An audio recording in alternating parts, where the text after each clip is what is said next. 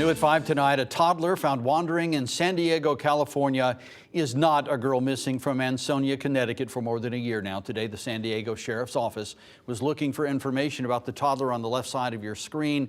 The girl has a strong resemblance to Vanessa Morales, who disappeared from Ansonia back in 2019.